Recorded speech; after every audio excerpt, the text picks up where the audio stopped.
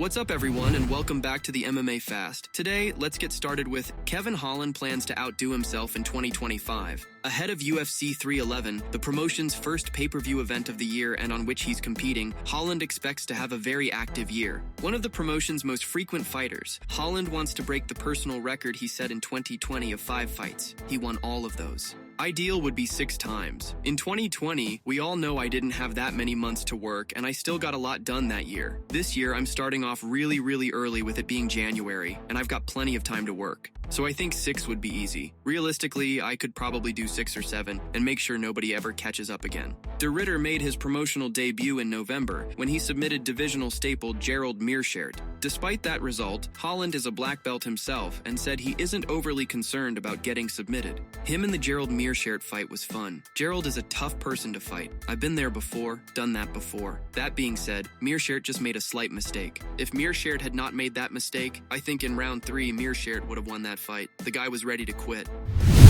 Robert Whittaker shares prediction for UFC 311 main event. Robert Whittaker thinks Islam Makhachev has a big experience advantage over Arman Tsarukyan at UFC 311. Whittaker, a former UFC middleweight champion, has been impressed with Makhachev's growth as a fighter and points to his recent strength of schedule as a factor. Makhachev's past 4 wins have come over former champion Charles Oliveira, back-to-back against ex-featherweight champ Alexander Volkanovski, and most recently Dustin Poirier at UFC 302 in June. I understand how good Arman Tsarukyan is, but I just feel like if we look at Islam's last fight with Dustin and then look at Arman's last fight with Charles, I just feel like there's a gap. I feel like there's a skill gap. Everyone's saying how well Arman went in his debut, last minute, short notice, but you look at the names and you look at the level of fights, you look at the stage that Islam's fights were set on, I don't know. Islam's in a really good place right now. I find it very hard to see him getting defeated.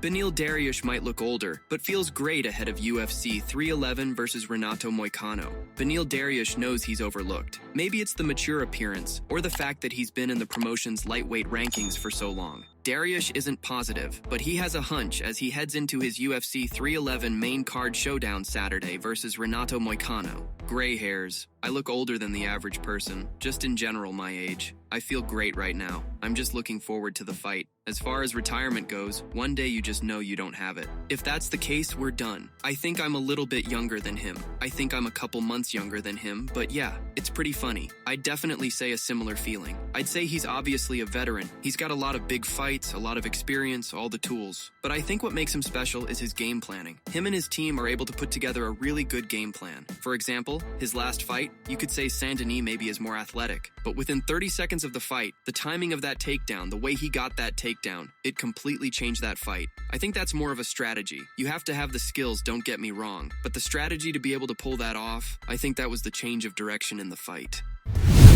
Alexander Volkanovski credits UFC lightweight champion Islam Makhachev for his calculated approach. Volkanovski sees 2 contrasting styles in terms of their offensive approach, which he thinks caters more to Makhachev. Volkanovski fought Makhachev twice in title fights, losing a razor-thin decision at UFC 284, then getting stopped in a short-notice rematch at UFC 294. The former UFC featherweight champion thinks Makhachev mixes things up perfectly. Islam is safe enough. I think majority of his scrambles, Islam probably ends up in better positions because of them, and striking, he's a lot more safe. I think Arman is a lot more aggressive, and he probably takes more risks, which could leave openings for Islam to land some shots and earn some points that way. But it's a very fun fight. Very competitive. But I think Islam edges him. Arman shouldn't be that much of an underdog. Islam is that good, but so is Arman. I'm going to go with Islam, heavy favorite here, rightfully so. Both great fighters, Islam pound for pound still #1 right now. He's so well-rounded, showing his striking. So I think Arman's going to have trouble on the feet. Islam's hard to find. For someone who's a wrestler, you would think is a pressure fighter. He's very good on the back foot. He's very good at distance. He's very good at catching you coming in. And when you're really fully committed, he either catches you with punches, and if you commit and open yourself up, he's got beautiful takedowns and beautiful shots.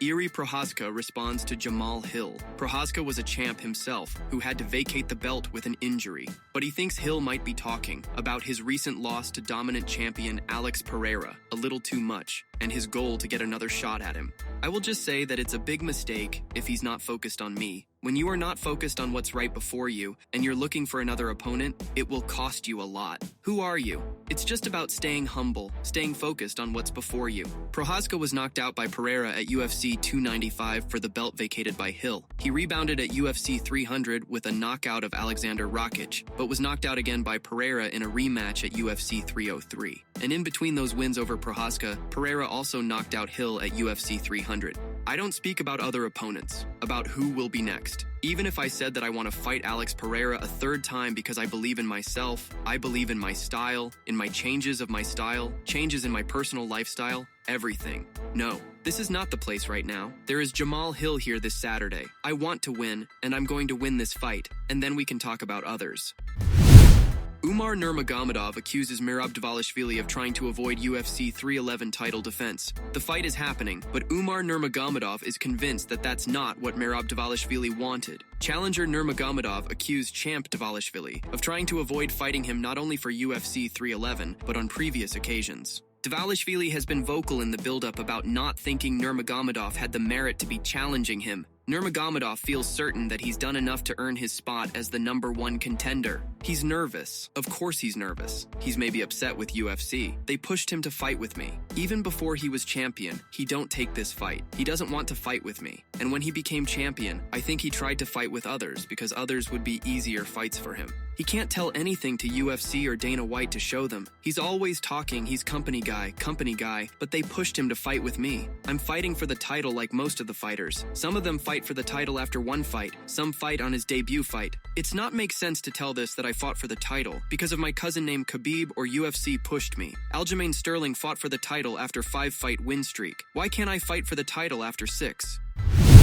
Islam Makhachev not keen on Arman Tsarukyan trilogy after UFC 311. Makhachev will put his lightweight championship on the line in a rematch with Tsarukyan on Saturday at UFC 311. While losing the belt could set up a trilogy depending on how the fight unfolds, nothing of the sort is on Makhachev's mind heading into it.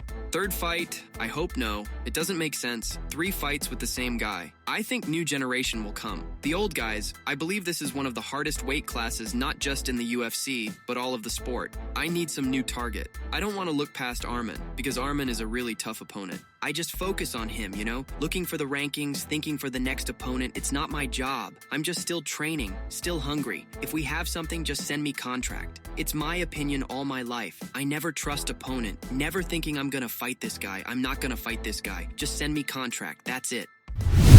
Will Conor McGregor be fighting either Logan Paul or KSI in India? The former UFC double champ recently announced he was in talks with the Ambani family to fight Logan Paul in India. He was scheduled to fight Michael Chandler at UFC 303 in June 2024 before pulling out due to a broken toe. The Notorious recently took to X to announce that the rumors of him fighting featherweight champion Ilia Topuria were untrue, and he was in talks to fight Paul in India. The rumors of a bout with Topuria are false. I am in preliminary agreements with the Ambani family to face Logan Paul in a boxing exhibition in India. I have agreed. I will then seek my return to the octagon.